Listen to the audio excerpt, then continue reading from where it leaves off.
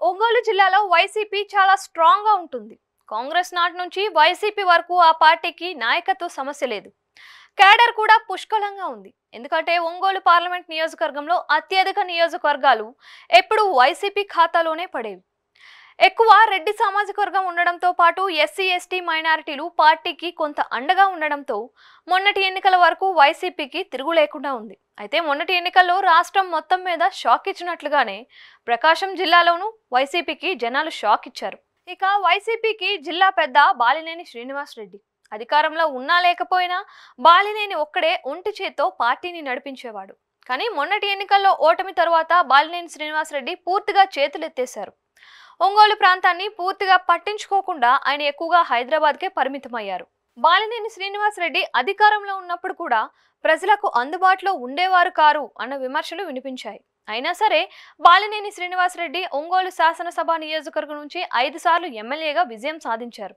అలా ఒంగోలు అంటే Balineni care of address గా మారిపోయారు. ఒంగోలు నియోజకవర్గంలో ఆయనకు అనుచరగణం కూడా ఎక్కువే. పార్టీ అధికారంలోకి వస్తే ఖచ్చితంగా మంత్రి పదవి దక్కేవారిలో బాలినేని ఒకరు. కానీ తాజాగా ఒంగోలులో వైసీపీ ఖాళీ అయింది. 12 మంది కార్పొరేటర్లు వైసీపీని వీడి టీడీపీలో చేరారు. నగర మేయర్ సుజాతతో పాటు 12 మంది కార్పొరేటర్లు టీడీపీ తీర్థం పుచ్చుకున్నారు. అంతకుముందు 8 మంది వైసీపీ కార్పొరేటర్లు టీడీపీలో చేరారు. దీంతో ఒంగోలు కార్పొరేషన్ వైసీపీకి చేజారిపోయింది, టీడీపీ పరమైంది. గత కొన్నాళ్ల నుంచి దామచర్ల జనార్దన్తో వైసీపీ కార్పొరేటర్లు చర్చలు జరుపుతున్నారు. ఈ విషయం బాలినేని శ్రీనివాస్ రెడ్డికి తెలుసు. కానీ వారిని నిలువరించే ప్రయత్నం ఆయన చేయకపోవడానికి కారణాలపై పార్టీ హైకమాండ్ కూడా ఆరా తీస్తుంది.